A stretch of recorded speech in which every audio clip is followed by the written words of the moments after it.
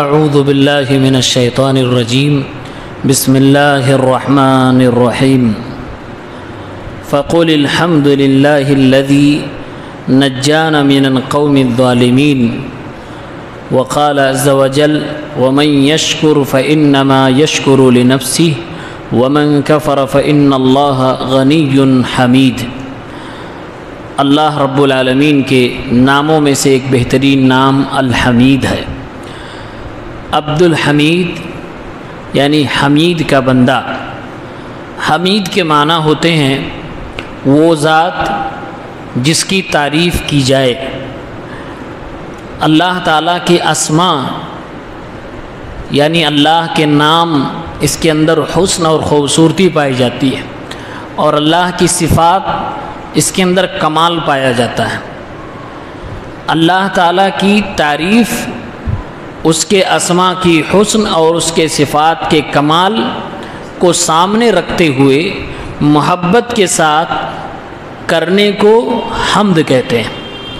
اللہ رب العالمین مطلق طور سے ہر قسم کی تعریف کا مستحق ہے، اسی لیے سورۃ الفاتحہ میں شروع ہی میں ہے الحمد للہ رب العالمین۔ الحمد میں یہ جو شروع کا الف لام ہے، علماء نے بتایا کہ یہ استغراق کے لیے، یعنی کہ ساری تعریفات اللہ رب العالمین کے لیے۔ یہ ساری کا معنی الف اور لام سے آیا ہے، اور حمید کا معنی ہوتا ہے کہ وہ ذات جس کی تعریف کی جائے، تو اللہ تعالیٰ کی سارے افعال قابل تعریف ہیں، اللہ کی سارے کلام قابل تعریف ہیں، اس کی شریعت اور اس نے جو تقدیر لکھی ہے وہ لا الہ الا ہوا، اللہ رب العالمین کے سوا کوئی معبود برحق نہیں، تو اللہ رب العالمین قابل تعریف ہے۔ تعریف کی دو قسمیں، ہم اللہ کی جو تعریف کرتے ہیں اس کو دو قسموں میں آپ تقسیم کر سکتے ہیں۔ پہلی قسم، اللہ رب العالمین بندوں کے اوپر احسان کرتا ہے، پھر بندہ اللہ تعالیٰ کی تعریف کرتا ہے، یعنی احسان کے بدلے میں جب تعریف کی جاتی ہے تو اس تعریف کو شکر کہا جاتا ہے، یعنی اللہ رب العالمین عطا فرما رہا ہے، ہم اللہ تعالیٰ کی تعریف کر رہے ہیں۔ اسی کو قرآن میں اللہ نے شکر سے تعبیر کیا ہے لَإِن شَكَرْتُمْ لَأَزِيدَنَّكُمْ، اگر تم شکریہ ادا کرو گے تو ہم تمہیں اور زیادہ دیں گے۔ مطلب میں تمہیں جب جب نعمتیں عطا فرما رہا ہوں، تم ان نعمتوں پر میری تعریف کرو گے تو تمہیں میں مزید عطا فرماؤں گا، اور جتنی نعمتیں ہیں وہ سب اللہ رب العالمین کی جانب سے ہیں۔ حمد کی اور تعریف کی دوسری نوعیت یہ ہے کہ اللہ رب العالمین بندے پر ویسے تو انعام کرتا رہتا ہے، لیکن بندہ اللہ کی تعریف اس لیے کرے کہ اللہ تعریف کا مستحق ہے۔ اللہ رب العالمین تعریف کا مستحق ہے کیونکہ اللہ کی صفات میں کمال ہے اور اللہ کے ناموں میں حسن پایا جاتا ہے، اور یہ تعریف کہ بغیر احسان کے جس کی تعریف کی جائے سوائے اللہ رب العالمین کے کوئی اور ذات اس کے لائق ہی نہیں ہے۔ اسی لیے قرآن کریم میں اللہ رب العالمین نے کئی جگہوں پہ کہا ہے کہ تم اپنے رب کی تعریف کرو۔ وَقُلِ الْحَمْدُ لِلَّهِ الَّذِي لَمْ يَتَّخِذْ وَلَدًا، آپ کہو کہ تعریفات اس اللہ کے لیے ہیں جس نے اپنے لیے کوئی اولاد نہیں بنائی، وَلَمْ يَكُنْ لَهُ شَرِيكٌ فِي الْمُلْكِ، اور بادشاہت میں اس کا کوئی شریک نہیں۔ وَلِلَّهِ الْحَمْدُ رَبِّ السَّمَاوَاتِ، اللہ تعالیٰ کے لیے تعریفات ہیں جو آسمانوں کا رب ہے، وَرَبِّ الْأَرْضِ رَبِّ الْعَالَمِينَ، زمینوں کا رب ہے، سارے جہانوں کا رب ہے۔ الحمدللہ رب العالمین، ساری تعریفات اس رب کے لیے ہیں جو رب العالمین ہے۔ اس آیت میں غور کریں تو اللہ تعالیٰ نے ایک تو یہ کہا کہ ساری تعریف اللہ کے لیے، کیوں ہے، سبب کیا ہے، وجہ اللہ نے بتائی، رب العالمین ہے، اللہ تعالیٰ رب العالمین ہے۔ الحمدللہ الذی لہ ما فی السماوات و ما فی الارض، تعریفات اس اللہ کے لیے ہیں جس کے لیے آسمان و زمین کی ساری چیزیں ہیں۔ الحمدللہ الذی ہدانا لہذا، اس اللہ کی تعریف جس نے ہمیں اس کی ہدایت دی۔ وما كنا لنهتدي، اگر ہمیں اللہ نہ ہدایت دیتا تو ہم آج جنت میں نہ پہنچ پاتے، لولا ان ہدانا اللہ۔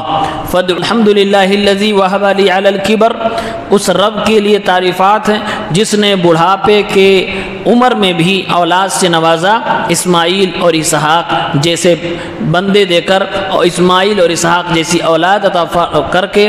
ان ربی لسمیع الدعاء الحمدللہ الذی انزل علی عبدہ الکتاب، تعریفات اس رب کے لیے ہے جس نے اپنے بندے پر قرآن کریم نازل فرمایا، ولم یجعل لہ عوجا، اور اس کتاب کے اندر کسی طرح کی کوئی کجروی نہیں بنائی ہے۔ تو اللہ تعالیٰ کی تعریفات بے شمار ہیں، ہم اللہ کی جتنی تعریفات کریں ساری کی ساری تعریف کم ہی ہے۔ تو دو تعریف دو طرح کی، دو نوعیت کی، ایک جب اللہ احسان کرے تب کریں، اس کو شکر کہا جاتا ہے، اور ایک یوں ہی اللہ مستحق ہے اس لیے ہم تعریف کریں، تو یہ بھی تعریف کی ایک قسم ہے۔ اسی لیے شریعت نے ہمیں یہ تعلیم دی ہے کہ اگر ہمیں کوئی نعمت ملے تو ہم الحمدللہ بنعمتہ تتم الصالحات الحمدللہ کہیں، لیکن اگر آپ کے ساتھ کچھ برا ہو رہا ہے پھر بھی اگر آپ سے کوئی حال پوچھ لے تو ایسے میں آپ کو پھر بھی الحمدللہ ہی کہنا ہے۔ کیوں؟ اس لیے کہ آپ کے ساتھ جو کچھ برا ہو رہا ہے وہ ممکن ہے کہ آزمائش ہو، اور آزمائش میں آپ کے لیے کیا فائدہ ہے وہ ممکن ہے ہم نہ جانتے ہو، لیکن اللہ رب العالمین جانتا ہے۔ اس لیے برے وقت میں بھی اللہ کی تعریف کرتے رہنا ہے، الحمدللہ علی کل حال، ہر حال میں اللہ رب العالمین کی تعریف کرنی ہے۔ یہ جو اللہ رب العالمین کی تعریف ہے، آپ اپنی نماز میں غور کریں تو نماز میں دیکھیے کتنی تعریفات اللہ تعالیٰ کی ہے۔ ہر نماز میں سورہ فاتحہ ضروری ہے، الحمدللہ رب العالمین اللہ کی تعریف کرتے ہیں۔ سمع اللہ لمن حمیدہ، جب ہم رکوع سے اٹھتے ہیں اس کا معنی ہوتا ہے اس رب نے سنی، یا وہ رب سنتا ہے جس کی تعریف بندے نے کی ہے، حمیدہ۔ اور اس کے بعد جب رکوع کے بعد ہم دعا پڑھتے ہیں ربنا ولک الحمد، اے ہمارے رب تیرے لیے تعریفات ہیں، حمدن کثیرا طیبا مبارکا فیہ، بہت زیادہ تعریفات ہیں جس کے اندر برکتیں رکھی گئی ہیں۔ یہ دعا جو ہم رکوع کے بعد پڑھتے ہیں کتنی فضیلت والی دعا ہے، اندازہ کریے۔ اللہ کے نبی صلی اللہ علیہ وسلم نے ایک بار نماز پڑھائی، جب آپ نے سمیع اللہ لمن حمدہ کہا، پیچھے سے ایک مقتدی کی آواز ہے ربنا ولک الحمد حمدا کثیرا طیبا مبارکا فیہ۔ جب نماز ختم ہوئی تو آپ نے پوچھا کس نے یہ دعا پڑھی ہے؟ جس نے پڑھی تھی اس صحابی نے کہا اللہ کے نبی میں نے پڑھا۔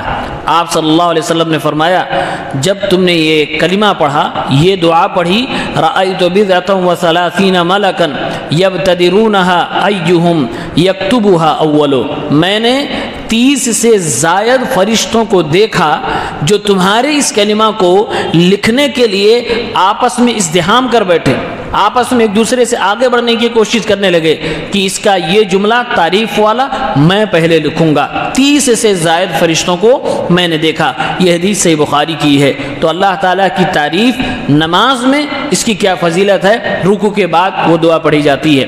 اس کے علاوہ اللہ کے نبی صلی اللہ علیہ وسلم کی حدیث ہے الحمدللہ تملأ المیزان، اللہ کی تعریف، یہ الحمدللہ کا جو کلمہ ہے یہ انسان کے میزان کو بھر دیتا ہے۔ کس چیز سے؟ نیکیوں سے بھر دیتا ہے۔ اللہ کے نبی نے فرمایا احب الکلام الی اللہ اربع، اللہ تعالیٰ کو 4 کلمات بہت پسند ہیں، سبحان اللہ والحمدللہ ولا الہ الا اللہ واللہ اکبر، یہ چاروں اللہ تعالیٰ کی تعریف کے کلمات ہیں۔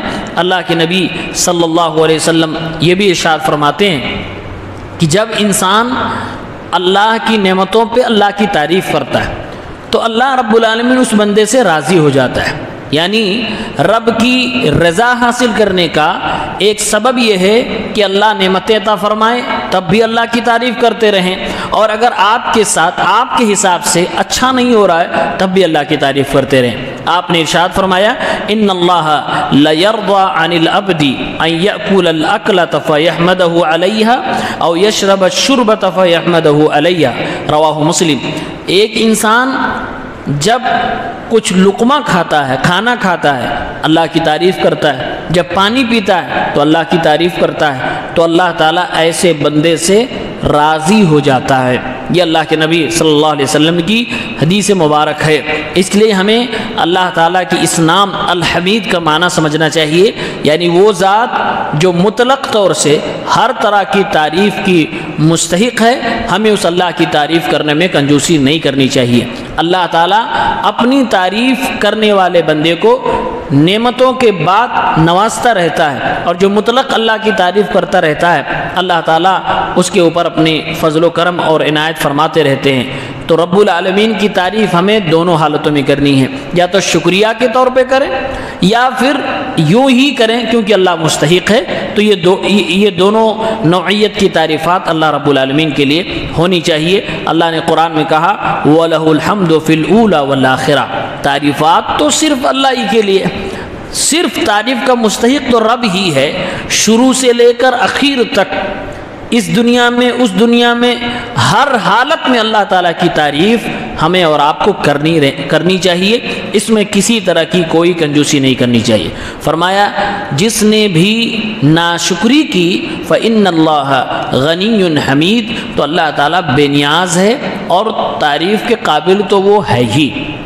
اس کا معنی علماء نے بیان کیا ہے کہ تعریف کے ساتھ میں بے نیازی کا ذکر کرنے کا کیا مقصد ہے؟ کا مطلب یہ ہے کہ رب العالمین بے نیاز ہے، اس کے باوجود اللہ تعالیٰ تعریف کے قابل ہے۔ مطلب یہ ہے کہ کوئی انسان یہ نہ سمجھے کہ ہم اب اللہ کی تعریف نہیں کریں گے تو اللہ تعالیٰ کو کچھ کمی ہو جائے گی۔